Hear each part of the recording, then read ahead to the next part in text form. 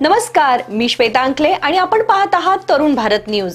बेळगावसह देश विदेशातील घडामोडींचा आढावा घेऊया।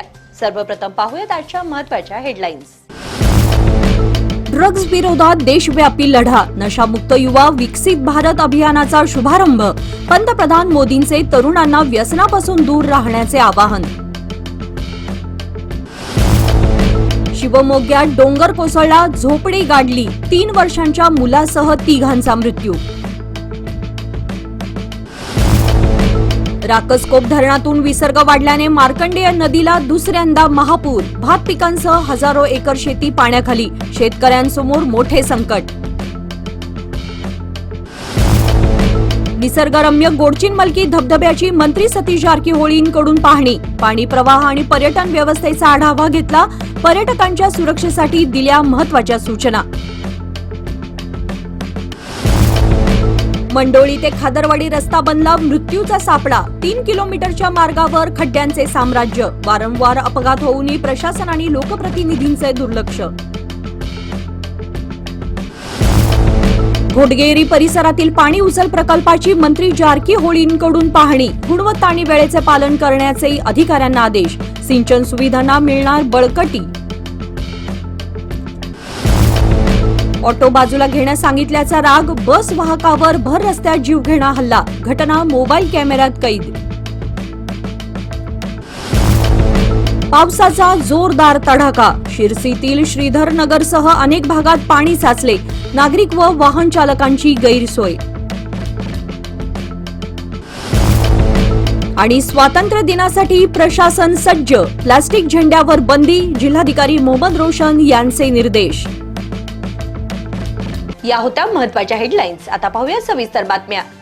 देशातील तरुणांना अंमली पदार्थांच्या विळख्यातून मुक्त करण्यासाठी केंद्र सरकारकडून देशव्यापी अभियानाची सुरुवात करण्यात आली आहे। नशामुक्त युवा विकसित भारत संकल्प अभियान या मोहिमेचा शुभारंभ पंतप्रधान नरेंद्र मोदी यांच्या मार्गदर्शनाखाली करण्यात आला। या अभियानातून तरुणांमध्ये व्यसनमुक्तीबाबत जनजागृती करण्याचा उद्देश आहे। पंतप्रधान नरेंद्र मोदी यांनी रविवारी नशामुक्त युवा विकसित भारत संकल्प अभियान कार्यक्रमाला संबोधित केले।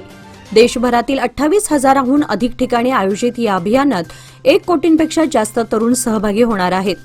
या कार्यक्रमात विविध राज्यांचे मुख्यमंत्री, राज्यपाल, आध्यात्मिक संस्था, शाळा महाविद्यालये, सामाजिक संस्था आणि औद्योगिक संघटनांचे प्रतिनिधी सहभागी झाले आहेत। अंमली पदार्थांचे सेवन ही तरुण पिढीसाठी गंभीर समस्या असल्याचे सांगत पंतप्रधानांनी तरुणांना नशेपासून दूर राहण्याचे आवाहन केले। ते म्हणाले की तरुणांनी अंमली पदार्थांचे धोके समजून घेऊन स्वतःला आणि समाजाला व्यसनमुक्त करण्याचा संकल्प केला पाहिजे। या अभियानाचा पायलट प्रकल्प गेल्या वर्षी वाराणसी म्हणजेच काशी येथे सुरू करण्यात आला होता। काशीमधून सुरू झालेली ही मोहीम आता राष्ट्रीय स्तरावर विस्तारली असल्याचे पंतप्रधानांनी सांगितले। या मोहिमेसाठी ब्रह्मकुमारी, इस्कॉन, चिन्मय मिशन आणि ओरोविले यासारख्या अनेक आध्यात्मिक संस्थांसह 125हून अधिक संस्था सहभागी झाल्या आहेत। पंतप्रधानांनी सांगितले की नशेची सवय केवळ एका व्यक्तीचे आयुष्य उद्ध्वस्त करत नाही, तर संपूर्ण कुटुंबावर त्याचा परिणाम होतो। अंमली पदार्थ आईची स्वप्ने उद्ध्वस्त करतात आणि कुटुंबातील नाती कमकुवत करतात। या अभियानांतर्गत पुढील 100 आठवडे विविध कला, संस्कृती, अध्यात्म आणि सेवा उपक्रमांच्या माध्यमातून तरुणांमध्ये व्यसनमुक्तीचा संदेश पोहोचवला जाणार आहे।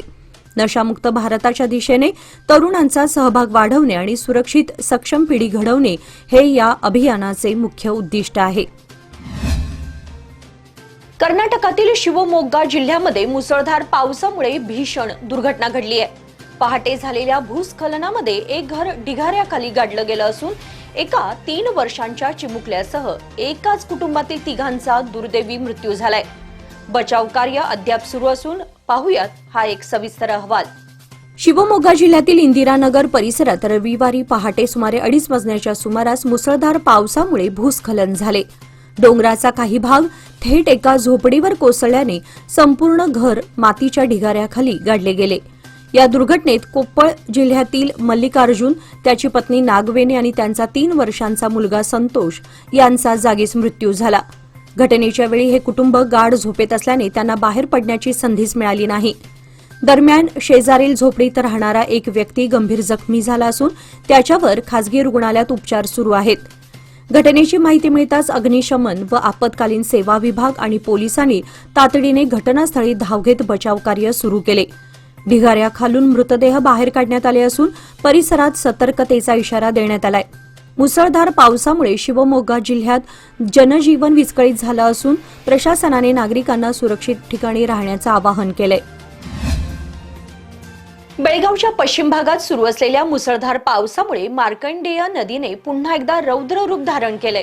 राकसकोप धरणातून पाण्याचा विसर्ग वाढवण्यात आल्यानं नदीला यंदाच्या हंगामातील दुसऱ्यांदा महापूर आला असून उचगाव परिसरातील हजारो एकर शेती पाण्याखाली गेली आहे.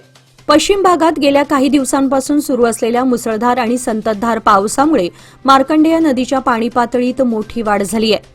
राकसकोप धरणातून विसर्ग वाढवण्यात आल्याने नदी पात्राबाहेर वाहू लागली असून उचगाव परिसरासह नदीकाठचा विस्तीर्ण भाग जलमय झालाय. नदीच्या दोन्ही काठांवरील हजारो एकर शेती पाण्याखाली गेली असून भाताची लागवड, पेरणी केलेली पिके, ऊस, मिरची, भाजीपाला तसेच जनावरांचा चारा यांचं मोठं नुकसान होण्याची शक्यता निर्माण झाली आहे. परिसरात अनेक नालेही दुथडी भरून वाहत असल्याने पुराचं पाणी शेतामध्ये शिरलं आहे. पाणी दीर्घकाळ साचून राहिल्यास कोवळी पिके कुजून शेतकऱ्यांचं मोठं आर्थिक नुकसान होईल अशी भीती शेतकऱ्यांनी व्यक्त केली आहे. दरम्यान प्रशासनाने नदीकाठच्या नागरिकांना सतर्क राहण्याचे आवाहन केले असून नदी पात्राजवळ जाणे टाळावे असेही सांगितले आहे.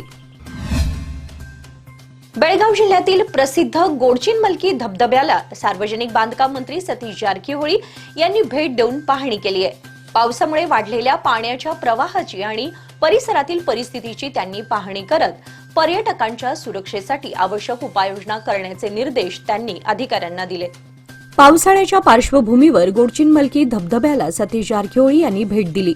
यावेळी त्यांनी धबधब्यातील पाण्याचा प्रवाह, परिसराची सुरक्षितता आणि पर्यटकांसाठी असलेल्या सुविधांचा आढावा घेतला.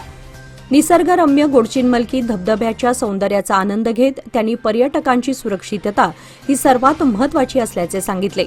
धबधबा परिसरात अपघात टाळण्यासाठी आवश्यक खबरदारी, सुरक्षा व्यवस्था आणि प्रतिबंधात्मक उपाय तातडीने राबवण्याच्या सूचना त्यांनी संबंधित अधिकाऱ्यांना दिल्या. मंत्री सतीश जारकीहोळी यांच्या भेटीमुळे गोडचिनमलकी धबधबा परिसरातील पर्यटन सुविधा आणि सुरक्षेच्या उपाययोजनांकडे पुन्हा लक्ष वेधले गेले आहे. मंडोळी गावापासून खादरवाडी गावाला जोडणाऱ्या रस्त्याची सध्या अत्यंत दयनीय अवस्था झाली आहे. मोठमोठे खड्डे, साचलेले पाणी आणि खराब रस्त्यामुळे हा मार्ग नागरिकांसाठी अक्षरशः मृत्यूचा सापळा बनलाय. वारंवार मागणी करूनही रस्ता दुरुस्तीकडे लोकप्रतिनिधी आणि प्रशासनाचं दुर्लक्ष होत असल्याचा आरोप नागरिकांकडून करण्यात आलाय. मंडोळी ते खादरवाडी हा जवळपास 3 किलोमीटर लांबीचा रस्ता सध्या पूर्णपणे खराब झालाय. रस्त्यावर ठिकठिकाणी मोठमोठे खड्डे पडले असून पावसामुळे या खड्ड्यांमध्ये पाणी साचले आहे.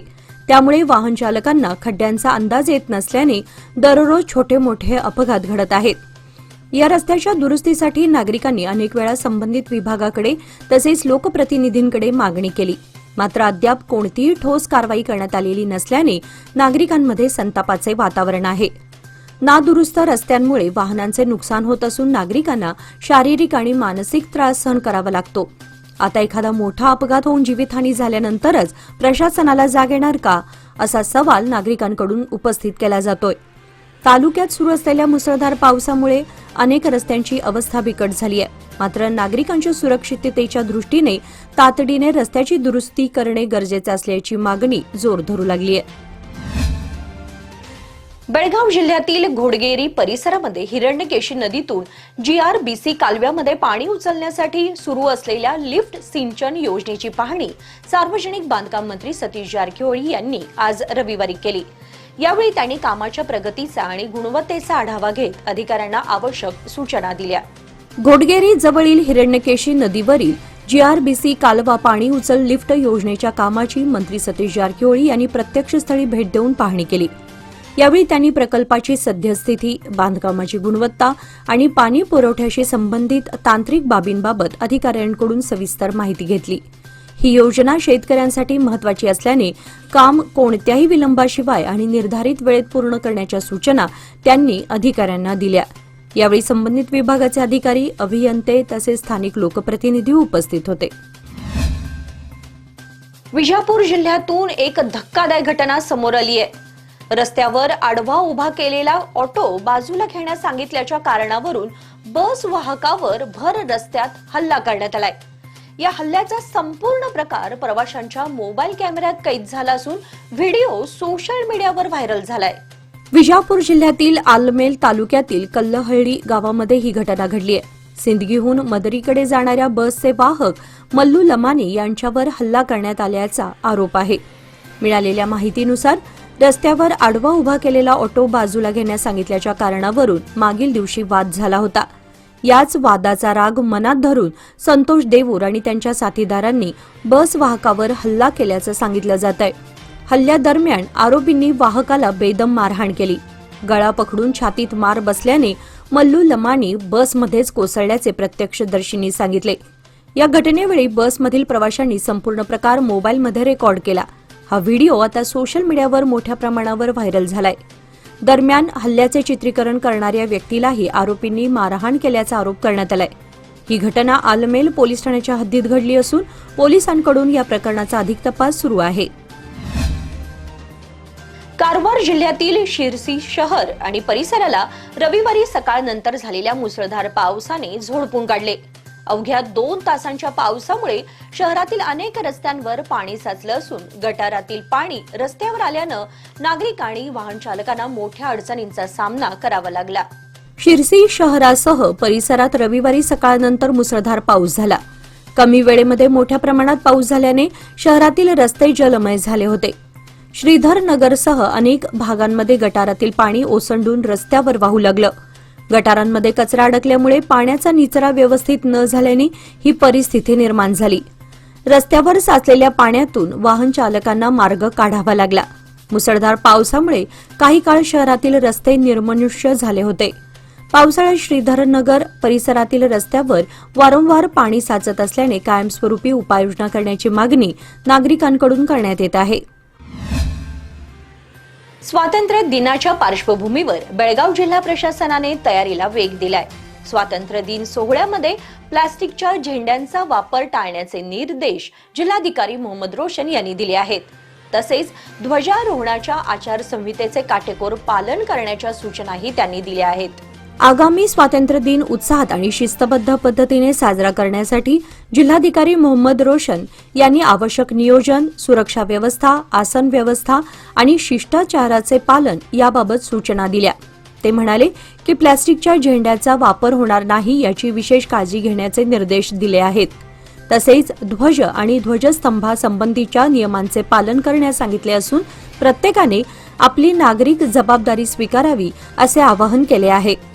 जिल्हा क्रीडांगणावर होणाऱ्या सार्वजनिक ध्वजारोहण कार्यक्रमासाठी मान्यवरांसह नागरिक आणि विद्यार्थ्यांसाठी योग्य आसन व्यवस्था करण्याच्या सूचना देण्यात आल्या.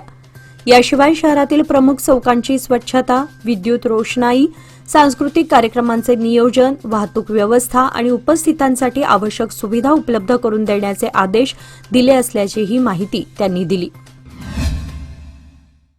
बेळगावात अत्याधुनिक वैद्यकीय सेवांसाठी आता विश्वासाचं नाव विजया दक्षता हॉस्पिटल. 24 तास अतिदक्षता विभाग, जनरल मेडिसिन, सर्जरी, डायलिसिस, प्रसूती सेवा, बालरोग, अस्थिरोग, न्यूरोलॉजी, कॅन्सर सर्जरी आणि अनेक सुपर स्पेशालिटी सुविधा सर्व एकाच ठिकाणी.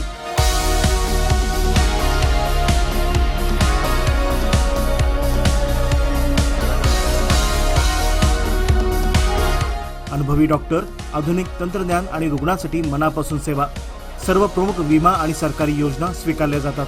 आजच भेट द्या. खानापूर रोड, 3ऱ्या रेल्वे गेट जवळ, रेल्वे ओव्हरब्रिजच्या खाली, टिळकवाडी, बेळगाव. संपर्क 7353641444. विजया दक्षता हॉस्पिटल, आपल्या आरोग्याची दक्ष काळजी. पश्चिम महाराष्ट्रासह नदीकाठच्या भागामध्ये सुरू असलेल्या मुसळधार पावसामुळे कृष्णा नदीच्या पाण्याच्या पातळीत मोठी वाढ झाली असून गेल्या 2 दिवसांपासून सुरू असलेल्या पावसामुळे नदी दुथडी भरून वाहत असून आज रविवारी सायंकाळी 4च्या सुमारास कुडची पुलावर पाणी आले आहे. पाण्याची पातळी सातत्याने वाढत असल्याने कुडची पूल वाहतुकीसाठी बंद करावा लागला असून प्रशासन परिस्थितीवर लक्ष ठेवून असून नागरिकांनी नदीकाठच्या भागात जाणे टाळावे तसेच प्रशासनाच्या सूचनांचे पालन करावे असे आवाहन करण्यात आले आहे. जिल्ह्यातील सर्व ग्रामपंचायतींच्या कार्यक्षेत्रात एका आठवड्याच्या आत भारत जोडो युवा संघ स्थापन करण्याचे निर्देश जिल्हा पंचायत मुख्य कार्यकारी अधिकारी राहुल शिंदे यांनी संबंधित अधिकाऱ्यांना दिले आहेत. जिल्हा पंचायत कार्यालयाच्या सभागृहात शनिवारी आयोजित करण्यात आलेल्या विविध योजनांच्या प्रगती आढावा बैठकीच्या अध्यक्षस्थानावरून ते बोलत होते. बैठकीला जिल्हा व तालुका स्तरावरील अधिकारी उपस्थित होते. युवकांमध्ये क्रीडा, संस्कृती, वैज्ञानिक दृष्टिकोन तसेच सामाजिक सलोखा वाढवण्याच्या उद्देशाने राज्य शासनाच्या मार्गदर्शक सूचनांनुसार युवा संघांची स्थापना करण्यात यावी, यासाठी सर्व संबंधित विभागांनी समन्वयाने काम करावे, असे निर्देश राहुल शिंदे यांनी दिले. महाराष्ट्रातील पश्चिम घाट परिसरात सुरू असलेल्या मुसळधार पावसामुळे कोयना धरण वेगाने भरत असून धरणातून 6,000 क्युसेक पाणी कृष्णा नदीपात्रात सोडण्यात आले आहे. 105 टीएमसी क्षमतेच्या कोयना धरणात सध्या सुमारे 85% पाणीसाठा झाला आहे. त्यामुळे पुढील काही दिवसात पावसाचा जोर कायम राहिल्यास धरणातून आणखी पाण्याचा विसर्ग वाढवण्याची शक्यता आहे. दरम्यान कृष्णा नदीत सध्या सुमारे 90,000 क्युसेक पाण्याचा प्रवाह सुरू असून या वाढत्या पाण्यामुळे कर्नाटकातील चिक्कोडी उपविभागातील नदीकाठच्या गावांना सतर्कतेचा इशारा देण्यात आलाय. विशेषतः नदीवरील सखल पूल, रस्ते आणि काही संपर्क मार्ग पाण्याखाली जाण्याची शक्यता व्यक्त करण्यात आली आहे. त्यामुळे नागरिकांनी नदीकाठच्या परिसरात जाणे टाळावे, तसेच प्रशासनाच्या सूचनांचे पालन करावे, असे आवाहन करण्यात आले आहे. प्रशासन परिस्थितीवर बारकाईने लक्ष ठेवून असून आवश्यक ती खबरदारी घेण्यात येत आहे. विजापूर शहरातील शाहूनगर परिसरात 27 वर्षीय सद्दाम शेख यांचा संशयास्पद अवस्थेतील मृतदेह आढळून आल्याने परिसरात खळबळ उडाली आहे. घटनेची माहिती मिळताच विजापूरचे उपविभागीय पोलीस अधिकारी नागराज तसेच गांधी चौक पोलीस ठाण्याचे पोलीस निरीक्षक प्रदीप कळकेरी यांनी घटनास्थळी धाव घेत पाहणी केली. पोलिसांनी घटनास्थळाचा पंचनामा करून मृतदेह ताब्यात घेतला असून शवविच्छेदनासाठी शासकीय रुग्णालयात पाठवण्यात आलाय. प्राथमिक तपासात मृत्यूचं नेमकं कारण स्पष्ट झालेलं नसून शवविच्छेदन अहवाल प्राप्त झाल्यानंतरच मृत्यूमागील कारण स्पष्ट होणार असल्याची माहिती पोलिसांनी दिली. या प्रकरणाची नोंद गांधी चौक पोलीस ठाण्यात करण्यात आली असून विविध अंगांनी तपास सुरू आहे. बेळगाव शहरातील राणी चन्नम्मा नगर परिसरातील चिखलमय रस्त्याची तात्पुरती दुरुस्ती करण्यात आली असून ओल्या, मिक्स आणि खडी टाकून रस्ता वाहतुकीसाठी अधिक सुरक्षित व सुकर करण्यात आलाय. पावसामुळे रस्त्यावर मोठ्या प्रमाणात चिखल आणि खड्डे निर्माण झाल्याने स्थानिक नागरिक, वाहन चालक तसेच पादचाऱ्यांना मोठा त्रास सहन करावा लागत होता.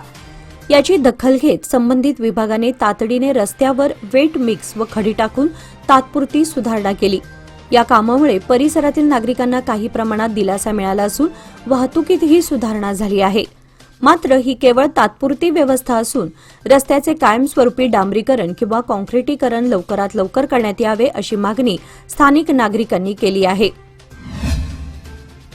बेळगाव जिल्हा ज्येष्ठ नागरिक सोसायटीच्या संध्या किरण सेवा केंद्रातर्फे सोमवार पेठ टिळकवाडी येथील डॉक्टर नीता देशपांडे डायबिटीज सेंटरमध्ये ज्ञान व मनोरंजन कार्यक्रम उत्साहात पार पडला. कार्यक्रमाच्या अध्यक्षस्थानी विश्वास धुराजी होते. यावेळी कार्यवाह सुरेंद्र देसाई यांच्यासह सहकार्यवाह शिवराज पाटील उपस्थित होते. किशोर काकडे यांनी एव्हरेस्टवीर अरुण इमान सिन्हा यांच्या संघर्षमय जीवन प्रवासाची प्रेरणादायी कथा प्रभावी शैलीमध्ये सादर केली. पांडुरंग कारकल यांनी प्रार्थना सादर केली. रवींद्रनाथ व स्नेहलता जुवळी, अश्विनी पाटील, नारायण कोरडे, सुरेंद्र व योगिनी देसाई, अशोक कदम, विजय वाईगडे, सतीश देशपांडे, औदुंबर शेट्टे, हरेश जाधव, अरविंद मुतकेकर, अशोक लोकूर, अरुण धोत्रे, श्रेयस चौगुले, वनिता जोशी, सोनिया सरोदे आणि शोभा हतर्की यांनी मराठी, हिंदी व कन्नड गीतांचे सादरीकरण करून उपस्थितांची मने जिंकली. कार्यक्रमाच्या शेवटी विठ्ठल पोळ यांनी आभार मानले. बेळगाव जिल्हा स्वातंत्र्य सैनिक आणि उत्तराधिकारी संघाच्या वतीने हिंदवाडी येथील स्वातंत्र्य सैनिक भवनात लोकमान्य बाळ गंगाधर टिळक यांच्या 106व्या पुण्यतिथीनिमित्त अभिवादन कार्यक्रमाचे आयोजन करण्यात आले. कार्यक्रमाच्या प्रारंभी संघाचे अध्यक्ष राजेंद्र कलघटगी यांच्या हस्ते लोकमान्य टिळकांच्या प्रतिमेचे पूजन करून त्यांना पुष्पहार अर्पण करण्यात आला. यावेळी संचालक संजीव जाधव यांनी लोकमान्य टिळक यांच्या जीवनकार्याचा आढावा घेत त्यांच्या राष्ट्रसेवेतील योगदान, निर्भीड नेतृत्व आणि स्वातंत्र्य लढ्यातील महत्त्वपूर्ण भूमिकेवर प्रकाश टाकला. त्यांच्या विचारांमधून आजच्या पिढीने प्रेरणा घेण्याचे आवाहनही त्यांनी केले.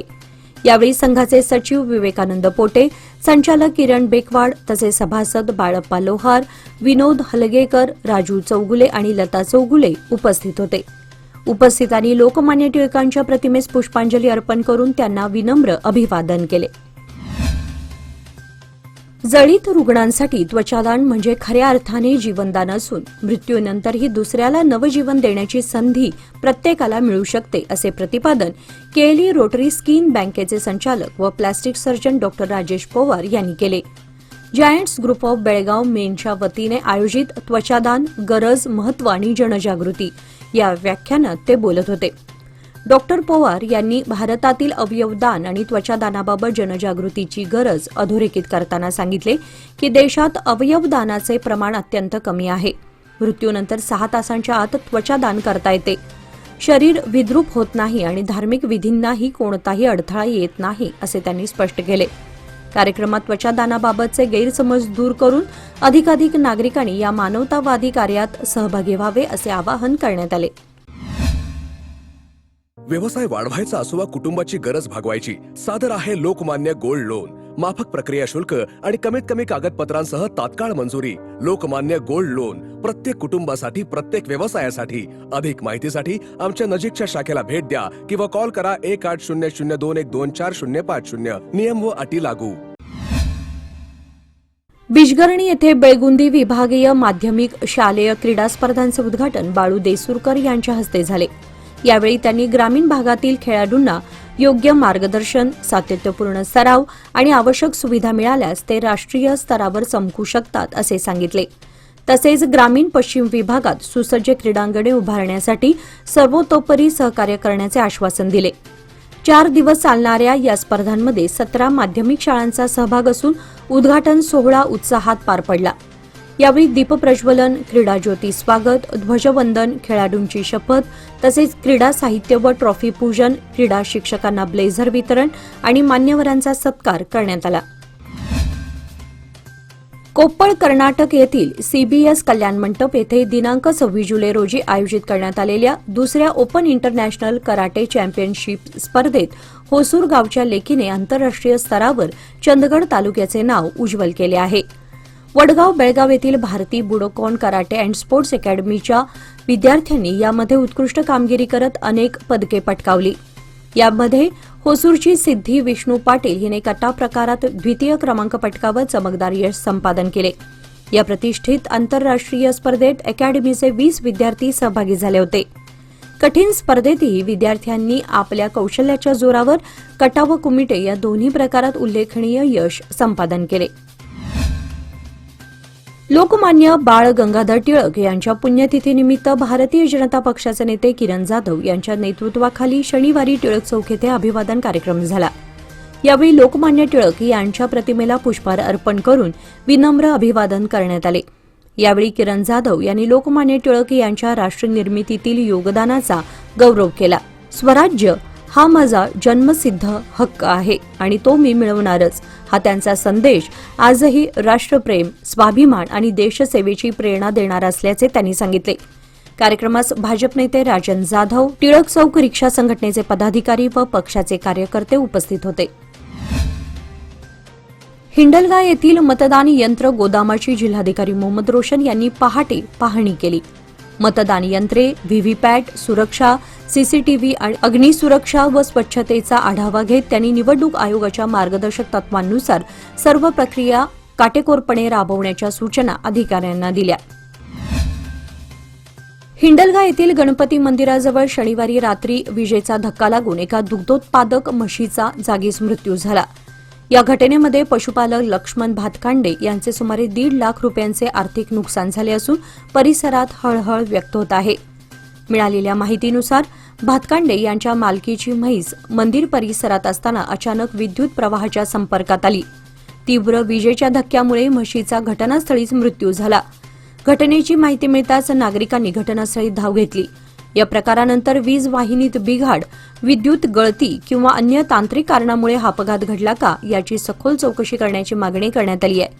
स्थानिक नागरिकांनी वीज विभागाने तातडीने परिसराची तपासणी करून आवश्यक दुरुस्ती करावी, तसेच भविष्यात अशा घटना टाळण्यासाठी प्रभावी उपाययोजना कराव्यात अशी मागणी केली आहे. शासनाच्या नियमानुसार पंचनामा करून पशुपालकाला तातडीने नुकसान भरपाई द्यावी आणि या घटनेस जबाबदार असणाऱ्यांवर योग्य कारवाई करावी अशी मागणीही प्रशासनाकडे करण्यात आली आहे. दुरुस्तीच्या कामासाठी हेस्कॉमच्या शहर विभागाकडून सोमवार दिनांक 3 ऑगस्ट रोजी सकाळी 10 ते दुपारी 2 या वेळेमध्ये शहरातील विविध भागांचा वीज पुरवठा खंडित करण्यात येणार आहे. यामध्ये आझादनगर, जुने गांधीनगर, दीपक गल्ली, संकम हॉटेल परिसर, बागलकोट रोड, कलमट रोड, जुना पीबी रोड, फुलबाग गल्ली, तहसीलदार गल्ली, भांदूर गल्ली, पाटील गल्ली, बसवनकुर्ची, देवराज अरस कॉलनी, आयबी सेंटर, बस स्थानक परिसर, शेट्टी गल्ली, चव्हाट गल्ली, दरबार गल्ली, जालगार गल्ली, कसाई गल्ली, कीर्ती हॉटेल परिसर, वन कार्यालय, आरटीओ कार्यालय, कोतवाल गल्ली, डीसीसी बँक, खडे बाजार ते हॉटेल शीतल परिसर, काकतीवेस, शनिवार खूट, समादेवी गल्ली, गोंधळी गल्ली, नार्वेकर गल्ली, कचेरी road, Ujjwalnagar, Gandhinagar, Amannagar, SC Motors परिसर, मारुतीनगर, टेंगिनकेरा गल्ली, आझाद गल्ली, पांगुळ गल्ली आणि भोई गल्ली या भागांचा समावेश आहे. हेस्कॉमने नागरिकांनी आवश्यक ती पूर्वतयारी करून सहकार्य करण्याचे आवाहन केले आहे.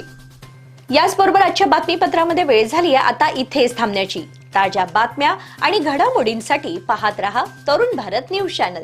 तसेच आमच्या चॅनलला लाईक, शेअर आणि सबस्क्राईब नक्की करा आणि विश्वासार्ह बातम्यांसाठी दररोज वाचा दैनिक तरुण भारत. धन्यवाद.